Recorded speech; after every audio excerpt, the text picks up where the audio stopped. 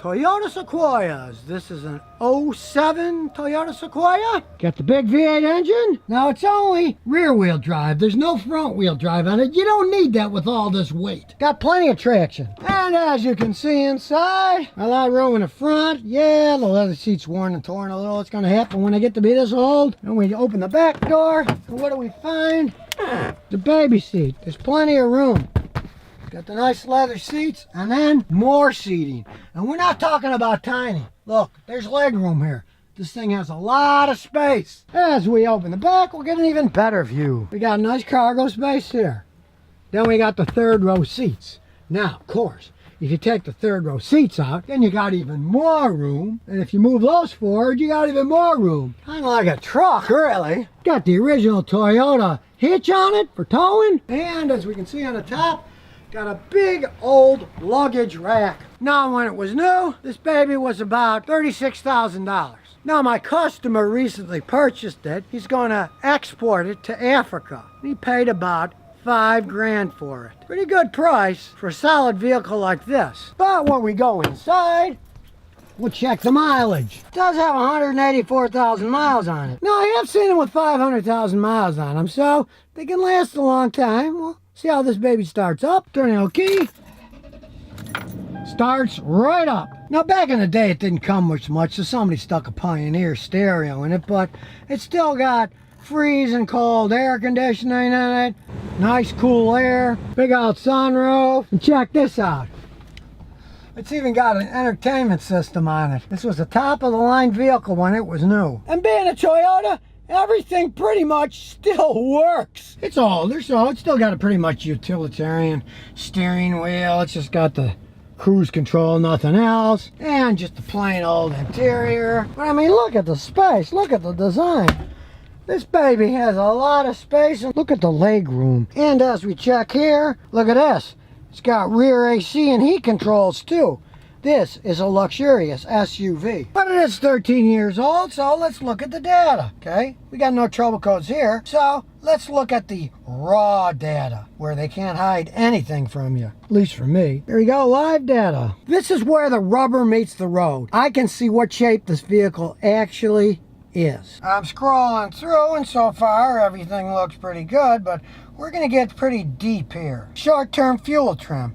Each bank is pretty close to each other. They're just a little bit off. Something with this much mileage that's only subtracting a tiny amount of fuel like that and pretty much evenly to both cylinders is in excellent shape. From my experience with these, if somebody wanted to perform a full fuel injector cleaning service where I put my pressurized machine on, it would probably make the short-term fuel stop having to subtract stuff, because it would be spraying less fuel then. They all drip a little bit as they get a little bit aged. Now we look at the target air fuel ratio, 0.996.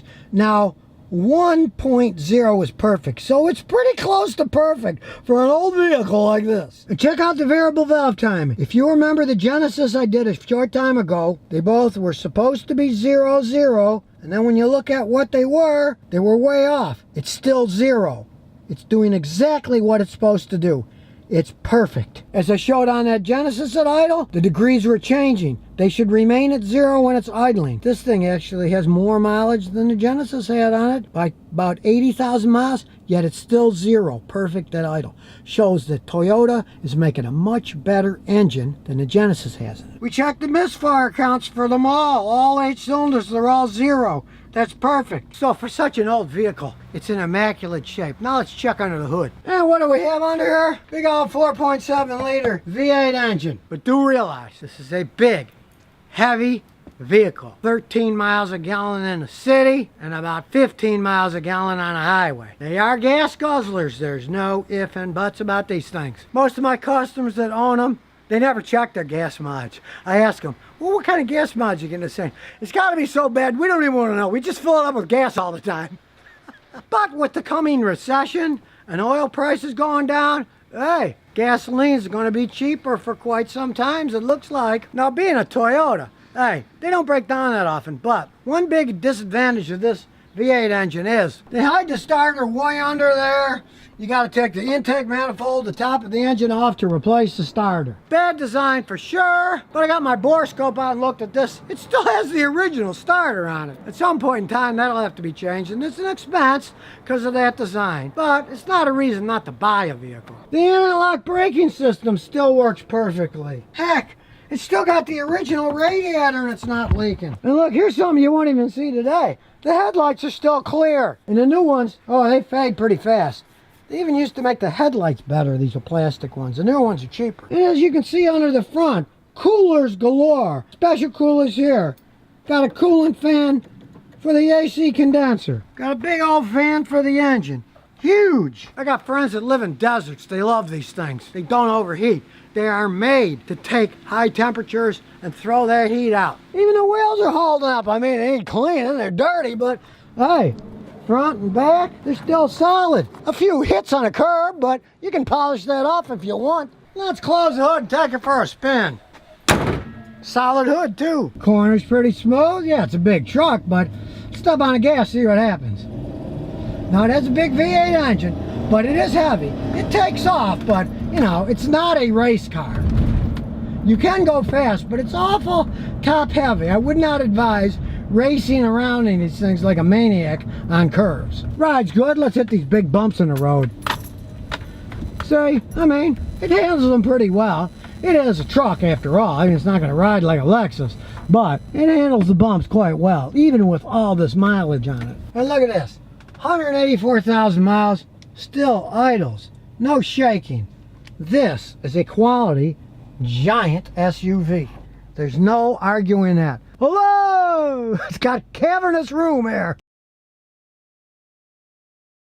The FJ Cruiser. What went wrong with them? And the hilarious thing is, nothing went wrong with them. So why aren't they making them? Well, there's all kinds of forces involved in that. But hilariously enough, now they're making a comeback and they're starting to become collector's items. Now this guy got one sweet deal. He just bought this from a place that didn't understand them. It's only got 75,000 miles and he got it for $16,900. Now if you notice, there is not a ding on this thing. It's in immaculate shape. It's even got the luggage rack on it. Check out the interior. It's immaculate. It's four-wheel drive because it's got the transfer case right here. You can put it in whatever system you want, including blocking the rear differential, doing all track. They've got a great 6-cylinder Toyota engine, a totally reliable automatic transmission. So why the heck did they stop making them? Well, it was all market forces. They call it an SUV. FJ stands for the engine, which is an F-Series engine, but J stands for Jeep. So they made it more like their idea of a modern Jeep. And Toyota themselves didn't actually make it. They made it through their subsidiary, Hino, which is a company that makes trucks and buses and stuff. Of course, they use Toyota engines and transmissions and everything in them. But they got killed by market forces. For the price they were asking for what they were, people that wanted that particular configuration at that time. Now, of course, the EPA had something to do with this demise because they're tremendous gas hogs because they are Jeepy vehicles. All Jeepy vehicles get crappy gas mileage. They're high up in the air, so they're not aerodynamic. They have big old tires, which is more friction,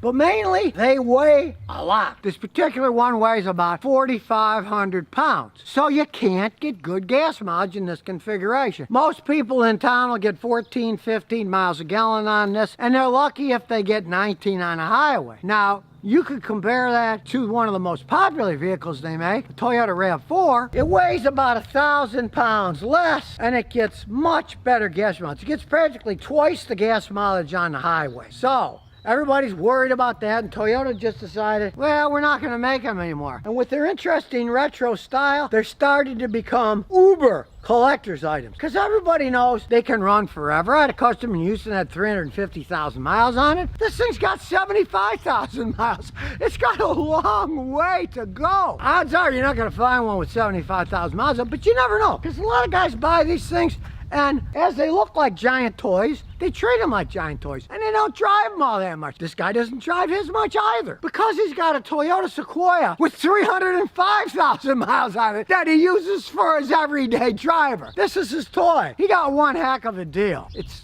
the loaded version. It's got everything on it. The four-wheel drive system. And under the hood,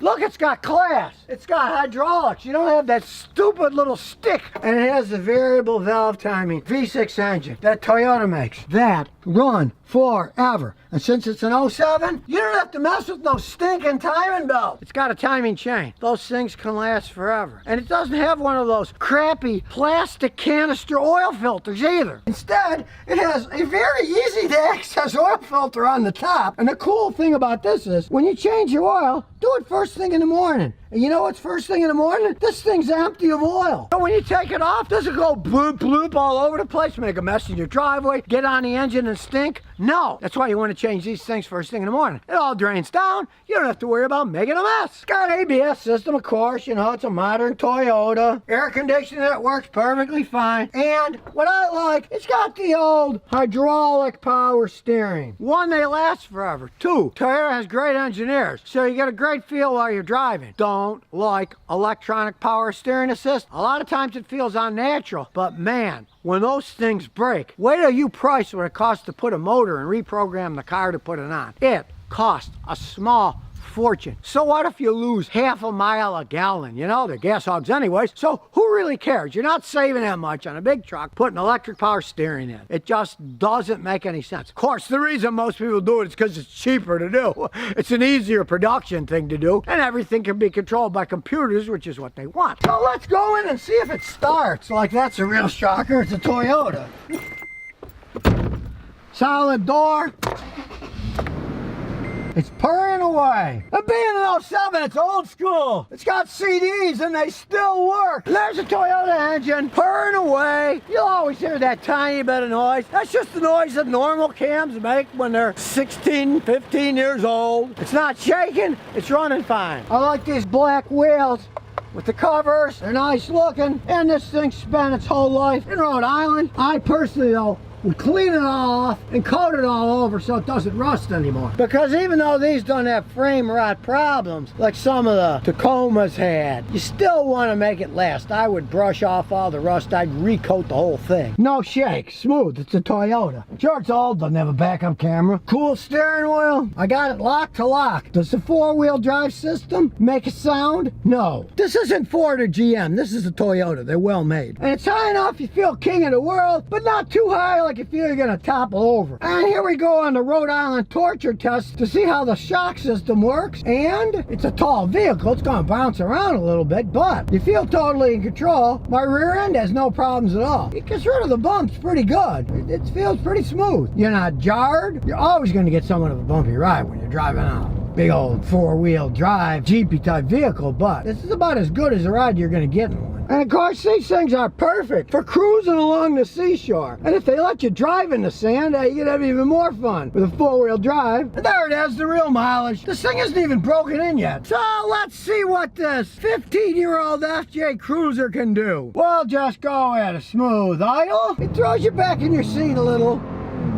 Shifts like a dream, plenty of power. Just be sure to have plenty of money for gasoline. And it really corners on a dime. No problem with these. Toyota knows how to make suspension for them. They've been making these type of vehicles for ages. This was just one that failed economically, but not mechanically. Toyota made Land Cruisers for a really long time, and they started out smallish, even smaller than this, and got bigger. But Toyota learns a lot when they manufacture stuff. Their whole thing is perfecting it over time. And I gotta say, the name fits, FJ Cruiser. This thing is perfect for cruising along. You feel like you could cruise forever. And when you look around inside, basically, it's like a Honda Element on steroids. And you really got a great view of these giant side view mirrors. They're not toys. I gotta say, Toyota's subsidiary, Hino Motors, they know how to make trucks. They've been making trucks and buses since, like, 1947 or something, right after World War II. So if you want something that's fun, fast, that can last forever, but don't care about gas mileage, FJ Cruiser's for you. I doubt if they'll ever bring it back with gas mileage restrictions and stuff. Truthfully, I wouldn't be surprised if they brought it back as some type of electrified vehicle. Toyota Yaris, a lot of guys think, tiny little puddle jumper, can't get out of its own way. Well, the guy who owns this used to own a GT500 Mustang. He likes this better. This thing can get 37 miles a gallon when I had a GT500, I was getting 3 miles a gallon, so quite a bit better, you know? But it's not slow either, because they can be modified to your heart's content. Now, he bought it for $12,900, and that was 150,000 miles ago. Still looks good, still runs good. Now, this is a Yaris SE, and as you can see on the door, check it out, it is made in Japan. We'll open the hood. We've got a 1.5 liter Toyota engine. It's a 1NZFE engine. These things can basically run forever if you take care of them. I mean, he's still getting 36, 37 miles on a gallon. Doesn't burn oil. They are really well-made engines. And in this case, not one of those stinking automatic transmissions. It's a factory 5-speed standard. Now, he likes driving. He put a TRD suspension, so it's going to be a much tighter suspension. He put a short shifter on it so he can shift it. A pretty fast little Econobox car, let me tell you. You can modify these things if you want. They're generally not like Hondas. Hondas, all the young kids are nuts about Hondas, so they soup them up. And most people in the United States, they really don't mess with Yaris's. So in his case, it's kind of a sleeper car. Most people have no idea when they see this thing. They, oh look, it's a Toyota Yaris. You know, it's cheaper than a Corolla. But at the same time, it's ultra dependable Toyota technology. You can see most of these parts still are original parts. The AC still blows cold. He put TRD caps on it, like he said. Not that that does anything. He likes the look of it. He's got a K&N air filter. You can buy a basic good one like this made in Japan, the SE. If you've ever driven one of these with an automatic transmission, they're like Corollas. They're basically can run forever, but they're rather underpowered with that automatic transmission. They're not that much fun to drive. Every customer I had that really loved the Yaris's with an automatic, they were generally older people that drove slower. They wanted a car that they don't have to shift, that they just put it in gear and drive around, and they loved the cars, but they weren't zippy like this thing. Take a look inside before we take it for a drive. It's set up pretty well. You can see it now has 177,000 miles on it. Start it up. As you can see, it's nicely set up. Silver dials, tach, speedometer, fuel gauge, simple, easy to use, mechanical switches, not all computerized stuff. Yeah, it's old school. It's got MP3 player and a CD player too, because it is somewhat older. Nice mechanical brake, that's what I like. And you can turn the traction control off. Track off, track on. Decent color interior. It's a small car. It's got average small car room in the back. Nothing outrageous, but you can still fit in there, as you can see. Seats back, I still have some room, and they're pretty comfy little seats, let me tell you. You can get 3 people in here. Now, it does have a small trunk, there's no arguing that. There's a trunk, but you can still put it down and fit some stuff in there. So let's take it for a spin. It's a Toyota, so it starts up, and it kept the stock exhaust, so it doesn't make noise. Now, it's relatively low to the ground, but it doesn't ride all that bad. You're going to get a somewhat bumpy ride, because it's a short wheelbase car. There's nothing you can do about that. Plus, watch this, it's going to handle really well on the curbs. Hey, he didn't even know you're supposed to turn, he did. No problem whatsoever. It's going to be somewhat rough riding, but that's for the handling. Same thing with the brand new Toyota Camry. If you get a TRD, it's going to handle somewhat rough, but it's going to drive like a race car. You can corner like mad, but you're going to feel the bumps. Doubly so on the short wheelbase car like this. Being a small car, it brakes really nice because it doesn't weigh all that much, and it does have 4-wheel discs on it. I headed to the drag strip to see what this little Econobox supposedly car can do. And he always turns the traction control off, so we won't have any problems with that. Right, here we go. Now we're gonna come to a stop and see what this thing can do. And here we go. Yep, it can burn out because the traction control is turned off. And let me tell you, you can hear that engine. Even with the stock exhaust, it has a nice sound. And he does have this short shifter. You can shift this baby quick. So you might rethink your idea of a Yaris as being an Econobox car. It is not. Just like if you know anything about cars, for a long time, the English sports car Lotus had Toyota engines in them. The small one has the same engine as my Matrix has, only it's souped up quite a bit. This is kind of a smaller version of that. It's a souped up 4-cylinder little engine with a short shifter and a good suspension system. It's a lot of fun to drive. Now, like I said, if you did have an automatic transmission, you would be sorely disappointed at how it takes off. But this is a standard. And if you did get an automatic, it would be entirely dependable. It would run, it would go a long time. They don't have problems. It's just that you lose a lot of the fun and the acceleration on one of these things. if you don't get a standard transmission. But regardless, either way, it would be a very dependable car. Nothing beats driving one of these on the twisties because he souped up the suspension, making it even better than it originally was. Now, I especially like his hitch. He found this on the road.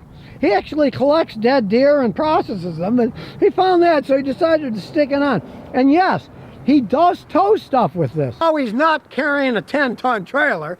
He's got a jet ski, and it's rated for the jet ski and trailer, and he uses it all the time. Backs it in the water, takes it out. You wouldn't think so, but he could tow a lot more if he really wanted to, but it's only rated up to that. In a pinch, he could do more if he really had to. Now, with all this mileage, and he's not a slow driver, let's see what the old computer says. I got yet another scanner to try out. Plug it in. It's automatically doing auto detect. I like that. I don't have to push any buttons. You can see it's going through it pretty fast so far. Everything's no codes. Ah, there's something. Air conditioning. It works perfectly fine, freezing cold, but we'll see what that says. Ambient temperature sensor circuit. They got a circuit to measure it inside. A lot of times they see if the sun's too hot and they counteract it. Hey, it blows cold, what does he care? Also says there's an open in the turn signal circuit. They're working perfectly fine, so we don't care about that either. Go to the old data for the engine. Start it up. And we will read the data stream. And I gotta say, it's got an awful lot of information. It's got 226 points of data. Here we go on a data stream ride. And here we have the airflow sensor. Now the worst value is 0.015. Okay, 0.000 is perfect. I say it's running pretty good.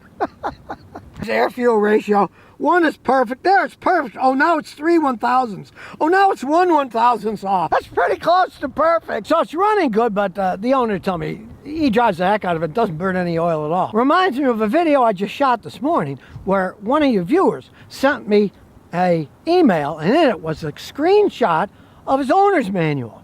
This is a brand new Toyota, and it said, and I quote, if your car is using more than 1 quart of oil every 600 miles, contact Toyota. If not, well, that's normal. Normal? This thing's got 177,000 miles on it. The guy drives like a maniac. He used to own a Mustang GT500. He's got all kinds of crazy muscle cars. He drives the heck out of it. This still doesn't burn any oil. Why are they warning people about 1 quart every 600 on their new ones? Maybe quality ain't what it used to be. So we'll look at some more information on this old, well-made one. And as you can see, misfire count 0000, no misfires. Now check this out. This is how insane these cars are. Engine speed of cylinder 1, 2, 3, 4. They're all 51,199.22. They are all exactly the same. I mean, usually they're off a few thousandths or something. These are all exactly the same. That is just insanity how well made these engines are. Even check out the MAF sensor. The MAF sensor is 1.450 grams a second. That's pretty much perfect too, because it's a 1.5 liter engine. They're supposed to be about the same. Well, that's pretty close there. The total fuel trim of cylinder number 1 is minus 0.059. Okay, in most cars, if it's 2 or 3%, that's okay. Well, this is almost perfect. 0.059. Hey, this is a pretty good scanner for the money. Look what it's done. Showed how great shape this is. And of course, if you want, you can graph stuff. I mean, it does graphing too. So there you have it. A Toyota Yaris. And yes, it is running. You can barely hear it, and it has 177,000 miles on it. It's no slouch. Now, it is the SE, granted. He souped it up a little, but it's made in Japan. It shows the quality that at least they used to have. Almost running perfect. Driven by a man who drives hard. Put a ton of miles on it, and it still pretty much runs the same. And really, it's a sharp looking car too. If you look at the early Yaris, it's not so sharp. Horrible little tiny one dash things that look like crap. This looks like a real car. I'd love to drive one of these around, but I'll probably never buy one because my wife likes smooth rides. She would be mad that it rides too rough, so she'd never like it, so I'm not gonna go out and buy one. But if you're looking for a car that can run a long time and you don't care about speed, you can get one with an automatic. Or if you want to soup one up like this, get one with a 5-speed made in Japan. You'd be surprised at what one of these can do, how long it can do it, and how quietly it's still running. So if you never want to miss another one of my new car repair videos, remember to ring that bell.